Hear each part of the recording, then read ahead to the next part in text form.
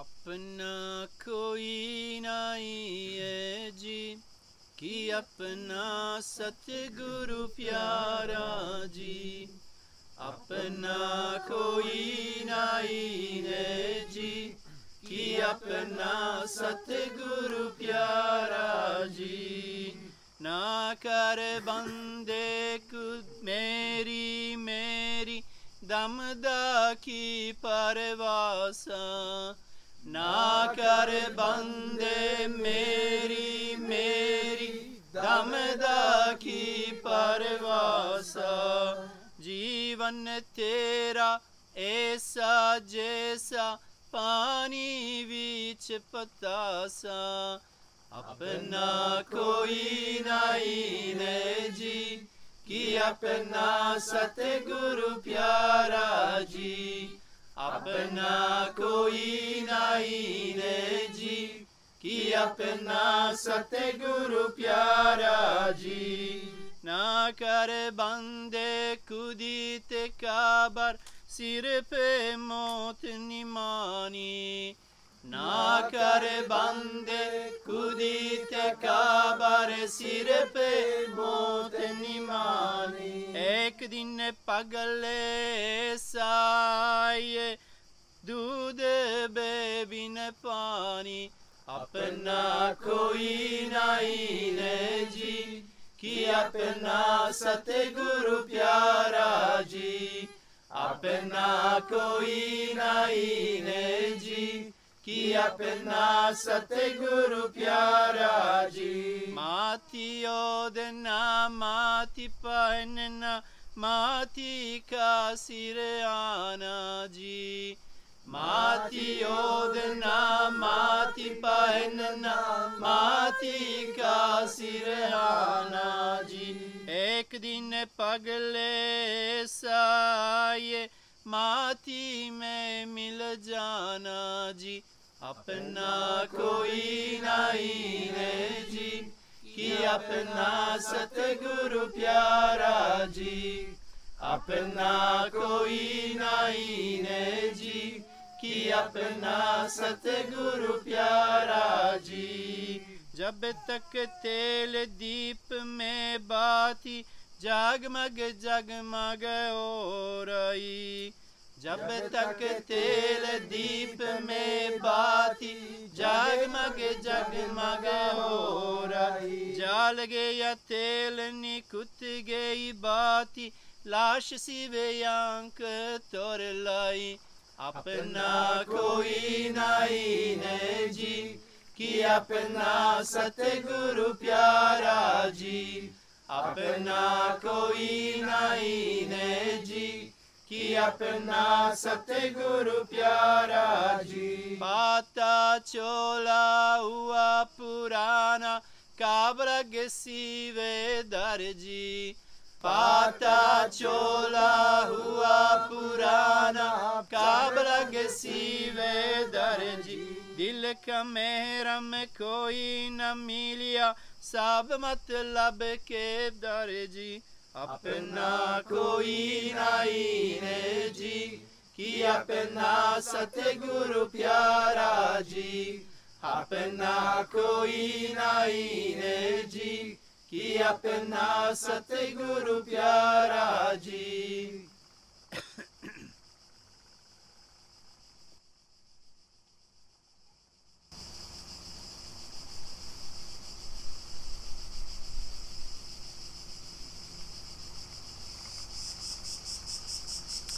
So this is a song we take in consideration for Satsang this evening. This morning when I thought which one to choose, just came Apna Koi Nahi Ji. And when I came up for Satsang before, I heard you singing it, so I said, it's really the one of the day.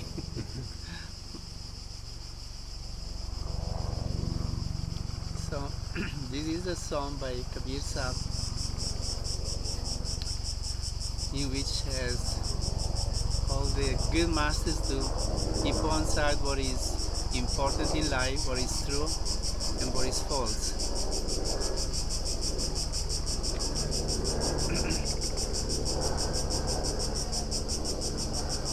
You know, masters go by their own experience. After going through life and having had the chance of experiencing what is the life in the world and what is the life in the spirit, they come to certain conclusions. That the life in the world is fake, is false, as Kabir says here, is dust. And life in the spirit is the real life, is what stays with us, which is eternal, which is not subject to time and space. So an intelligent person looks always for what is real and discards what is false.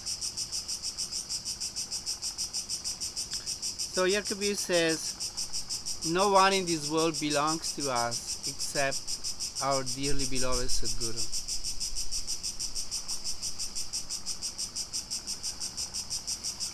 You know, we have so many relations in life. We have our parents, first of all, brothers and sisters, if we have them. Then we have friends and teachers when we go to school.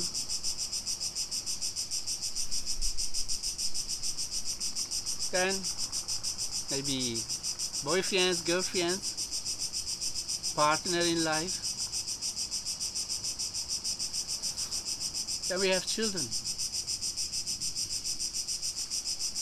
But eventually, at the end of our life, what stays with us of all of this?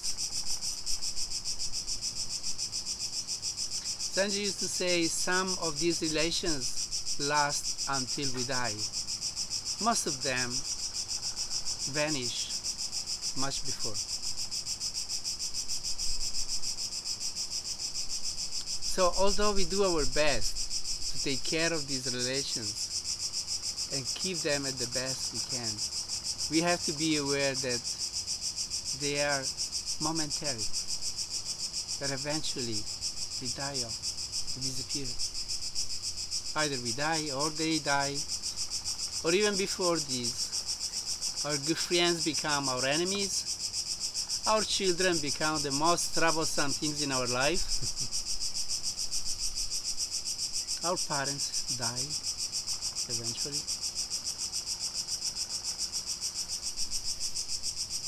So what is the real relation, the one which really is important in our life, which really brings about something valuable?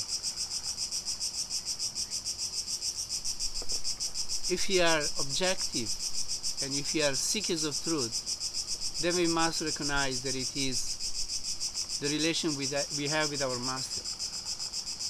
Because in none of the other relations we experience this inner link as we experience with our Master.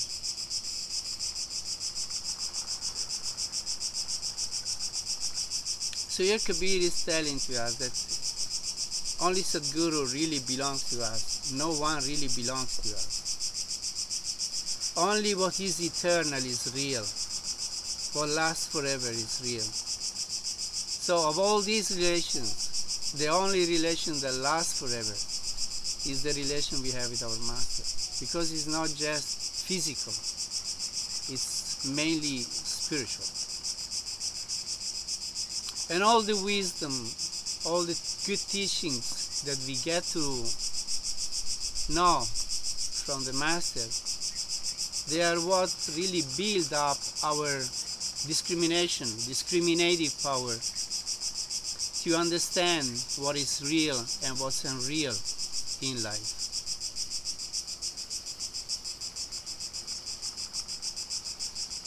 So we have to treasure this relation because it's really the most precious.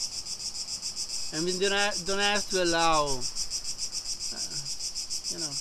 stupid things, foolish things to spoil such a relation. We don't have to allow our ego, our looking for trouble side to spoil the show, to spoil the relation. Because sometimes we think we are smart. We want to, we want to discover things. We want to this critical side of us, this side which is critical attitude about everyone and everything, comes into play also with the Master. So out of the 1,000 things which the Master does, which are excellent and very good, we begin to focus mainly on that one side, one something, which according to our understanding is not right or just. This we do it with everything in life.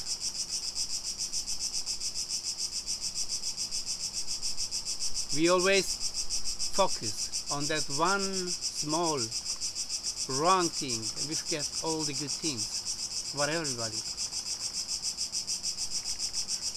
Well, especially in our relation with the Master, we should not allow this to happen.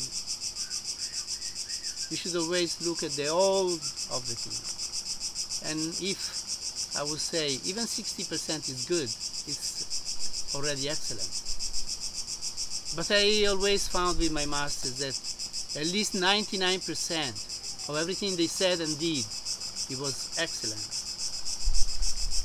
So I never try to focus on that one thing which maybe my understanding, my mind was not appreciating, or was not understanding.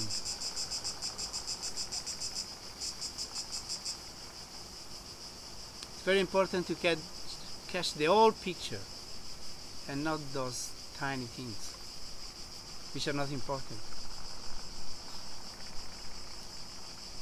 So it's very important to not to allow anything and anybody to spoil our relation with our Master, because that's the most precious thing we have and the most sublime moments of our life we always experience in the presence of the Master.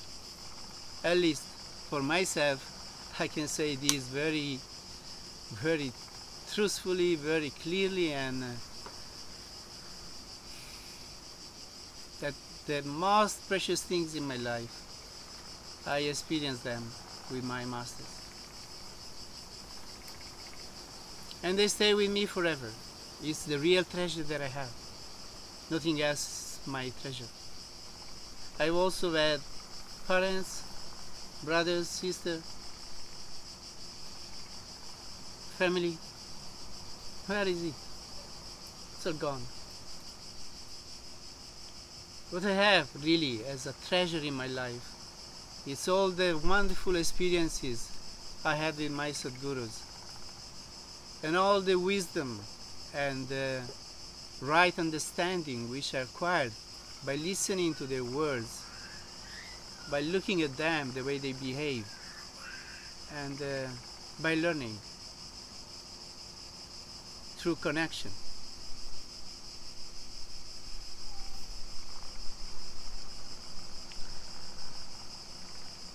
Here Kabir says, "Oh man, don't be saying my mind. There is no guarantee of bread. Your life as fragile as sugar candy thrown in water."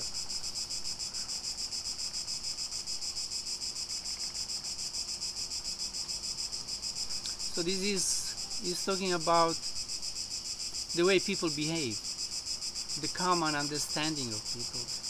My mind, me. I am the most powerful, the most important. I can decide about destiny of other people. I am this, I am that. I have this belonging, I have that belonging. So people feel important because of these belongings, of having this and having that. The social status that you have. But is that really important? Is that really what makes a man great?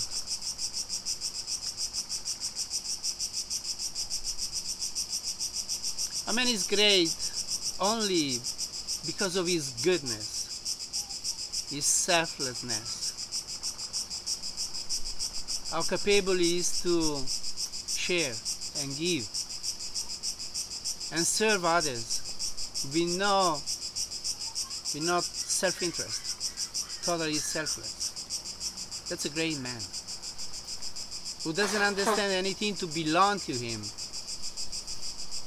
who doesn't understand anything to be mine, but everything is given by life. Yes, maybe I studied, I graduated, I had good marks and I got a good job, so it's mighty. But maybe you could have been born in a family in which you couldn't study, you couldn't accomplish anything good, suffer your whole life. So if you were born where you were born, it's just because of the will of God. It's not your own choice, it's not your own whatever. It just happened. Everything just happens. We don't do anything. Also spiritually, we don't do anything. I had this experience. Oh, it was given to me, this experience. It was not my doing. It was grace. So both spiritually and physically, in the world, in the society, whatever we get, it's just grace. It all happens by the will of God. There is nothing we can be proud of. If we are smart, capable, intelligent, it's His grace. It has been given to us. So we should be grateful and not proud of it. Arrogance is the most disgusting thing in a person. Sanjay used to say, you may do so many good things in life, but if you are arrogant, then it's like preparing a good dish and throwing ash on it. Because you don't do anything. It's all being done through you.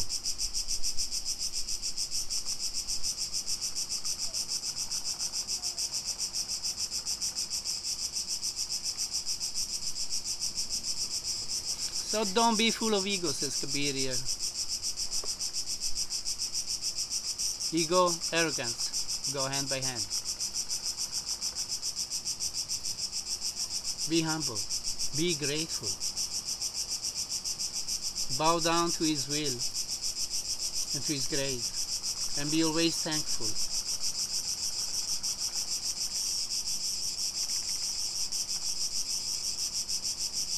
This is what makes a person beautiful, pleasant. Otherwise we might have whatever we want. We might have achieved whichever position we want. But we are disgusting people. They just make us or make other people suffer because of our arrogance, because of our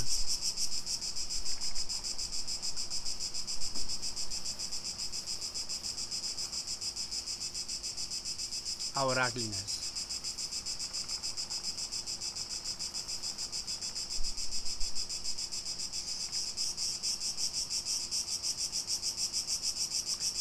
That is in our on our head, he says. Don't be full of ego, that is on your head. That's the only certainty we have, all of us, that we will die. And it's very good, because that's for everybody. Poor people die, rich people die, important people die, unimportant people die. We all die. So here we are all equal. If there is one thing in life which is equal for everybody, which is there for everybody, is this fact that we will all die eventually.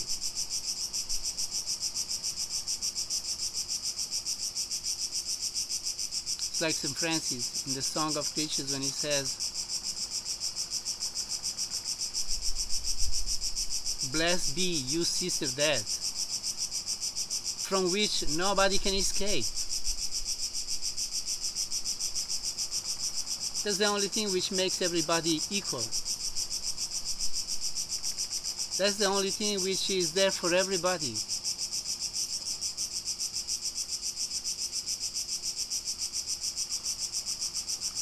So it's very good that there is this phenomenon in life which makes everybody equal. But the thing is, what we have done in our life will make our death pleasant or unpleasant. Eventually the account is given to us of what we have done. And if we have been doing good, we will have a good passing away, blissful and very ecstatic. If we haven't done good, then we get back what we have done to others.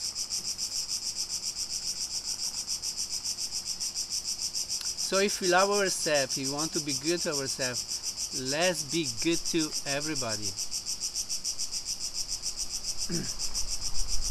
If we want joy, let's spread joy. If we want peace, let's spread peace.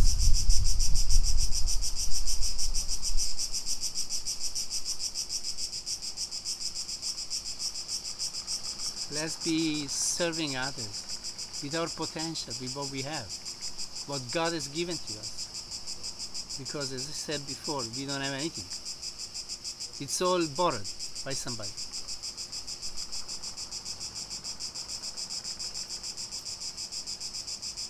So what is given to us, let's share it with others. And there are several ways by which we can serve people.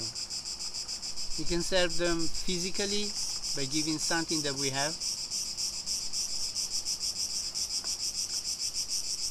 We can help them, share with them our knowledge, what we have acquired, so that they may understand something better about life. Or we may share spiritually the spiritual experience that we have been granted. This is the best service we can give to anybody. Because as I said, this stays with them. All the rest comes and goes. So the best service we can do is spiritual service to humanity. To our dear ones, our friends, those who are ready to listen and to understand.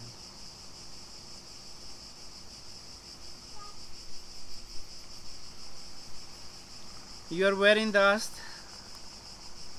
your clothes are dust, even your pillow is dust. One day, madman, your body will return to dust.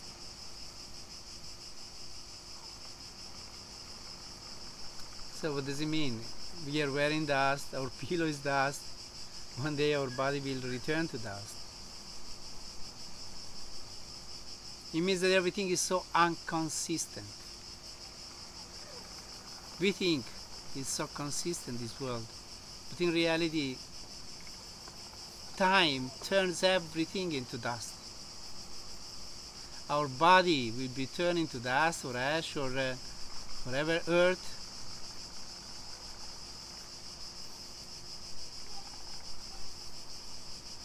All these great buildings that we build in this world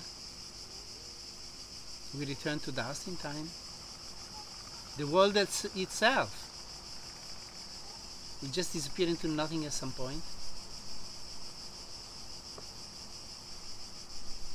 the solar system will disappear at some point. The galaxy will disappear, and the universe too. And something else will be created. Because that's how life works. Everything keeps moving, everything keeps changing.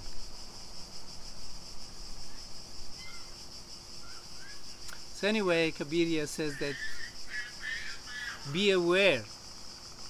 This is your life to which you give so much importance, so much value, actually has no value, except for the wisdom you can acquire, the spiritual experience you can acquire, the tuning in with God's presence. That's the only thing that has value. That's the only diamond of this life. All the rest is dust, which dissolves into thin air.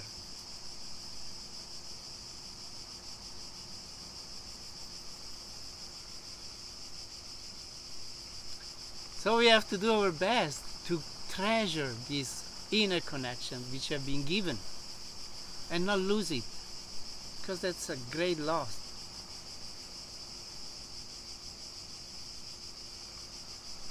We have to give value to this spiritual side of our life and put it on the first place.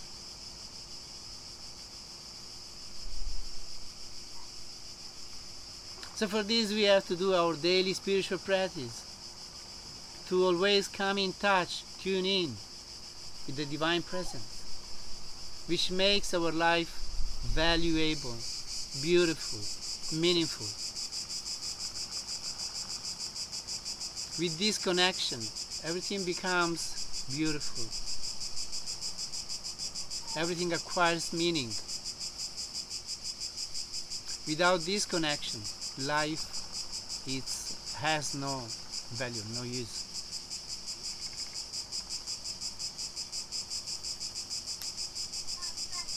But of course, for people who never knew what it is, never experienced anything of this, they say, what are you talking about? It's nowhere to be seen. This life is real. How you say it's dust? It's so real. But what was real yesterday, today is not real anymore. And what's real today, tomorrow won't be real anymore.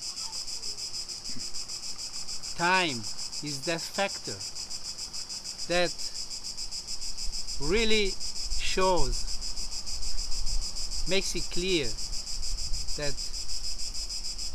everything is transitory, everything comes and goes. Thanks God there is time, because time is really the phenomenon in life which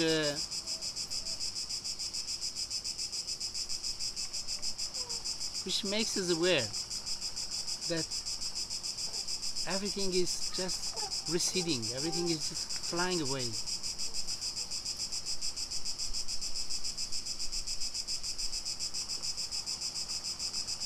Otherwise everything seems surreal. But you see, we have come here for this retreat. One day is already gone, almost. Where is it?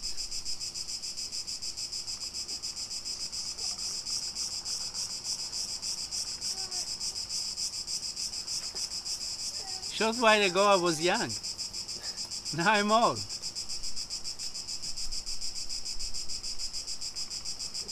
Soon I won't be here anymore.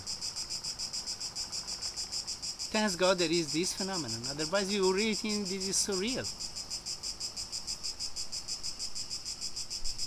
Because if this happens to others and not to us, then we don't really get the point. Thanks God it happens to us also.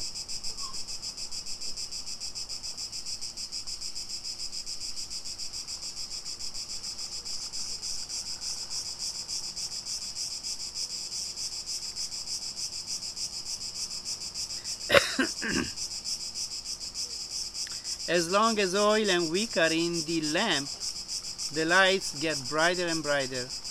When both are finished, the dead body is carried to the graveyard. So oil of wick is life. As long as there is life, we keep going. But eventually, life ends. And where do we go? Where do we end up? Either underground in a coffin and worms eat us up,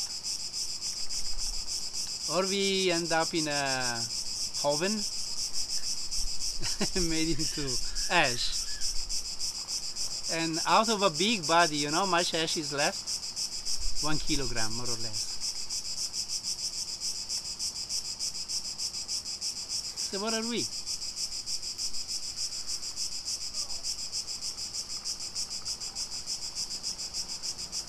What is this body? What is this life?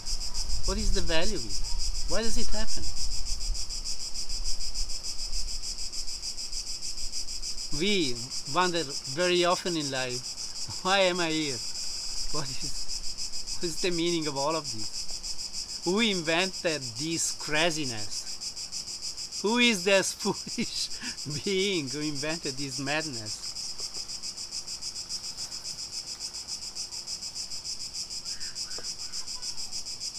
Sometimes we get upset because we are engaged in this situation and we can't get out of it. So who is that somebody who invented this whole story?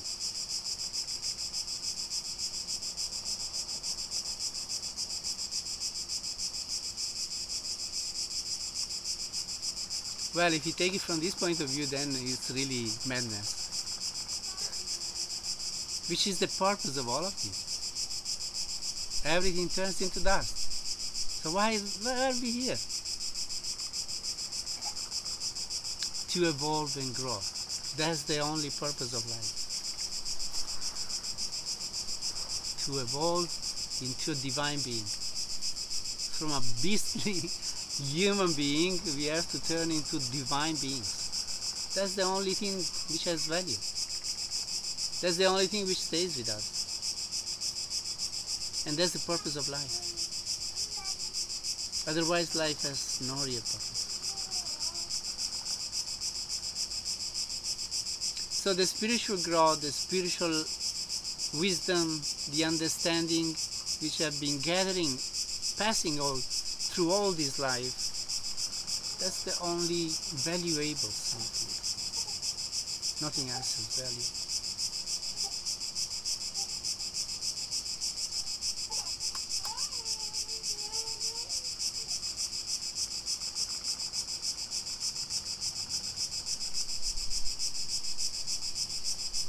So let's do our best. Let's pray to this Supreme Being to allow us to get as close as possible to our liberation from this cycle of life, this wheel of life, and achieve the complete union with the Supreme Reality.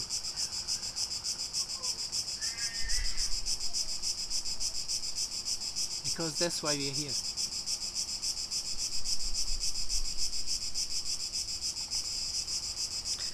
What is the use of stitching the old clothes again and again? No one is the friend of the heart. All are selfish motives. So it goes back again and again to the same point. Our relations, or friends, this and that, family.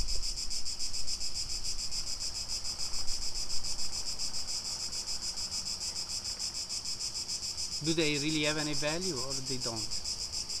What is the use of teaching again relations again and again? Sometimes we are morbid about this. We get attached to people and we want to by any means keep the relations even when there is no way of keeping them, because there is no purpose anymore. So we have to understand when something is meant to be kept and when something is not meant to be kept anymore. These old clothes are all our attachments. Why keep teaching them again and again? At some point, just throw them away when they have no use anymore.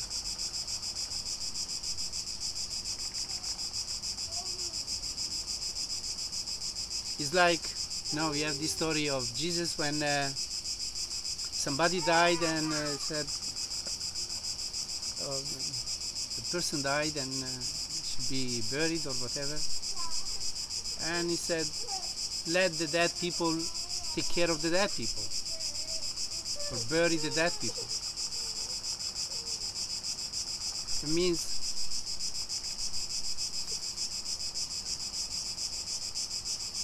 get above these attachments. Look for the real. Work for the real. And hold on to it. And let go of what is not needed. This doesn't mean that we have to be bad in our relations. That's not the point here. We have to do our best to take care of our relations. But we have to understand when there is no purpose anymore. And try to keep those relations which are important, which are meaningful, help us in our growth, and let go those which don't. And this doesn't mean to be bad. This means to be wise. Even this body, we are so attached to it, but eventually we will die. And as Kabir says, it will be buried or cremated, whatever. So also this attachment to this body, we have to finish off. By understanding that we are not this body, we are the indwellers of this body. It's a rented house, Master Kirpal used to say, in which you live for a certain period, and then you have to vacate it.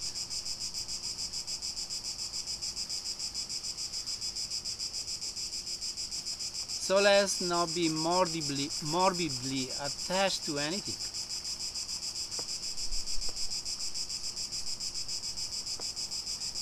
Not even to ourselves, or the concept we have of ourselves.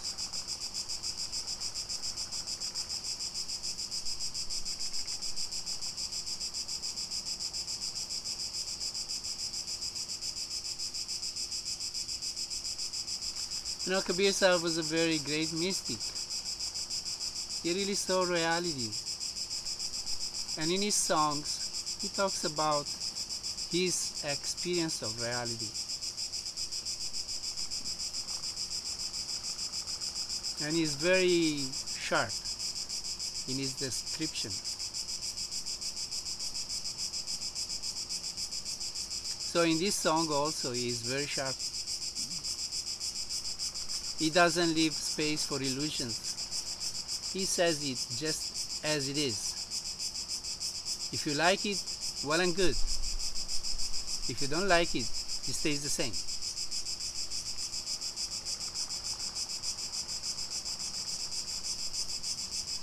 Now I've been with my masters so much, and I listened to so many satsangs of them, and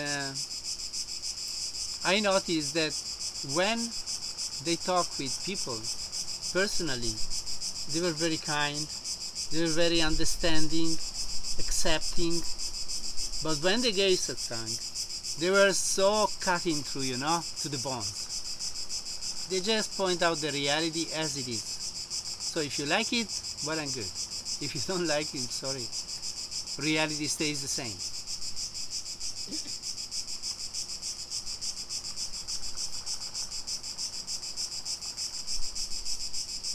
So Satsang used to say, in Satsang there is no place for illusions. In Satsang we say the truth just as it is.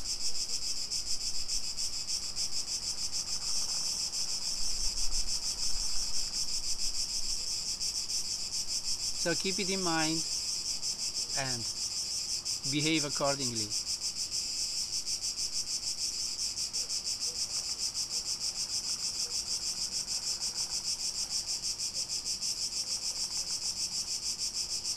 So we thank Kabir Sahib for these very wise teachings of his,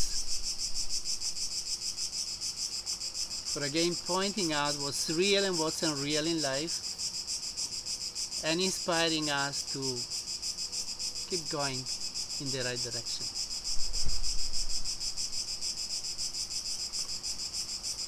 Thank you for listening.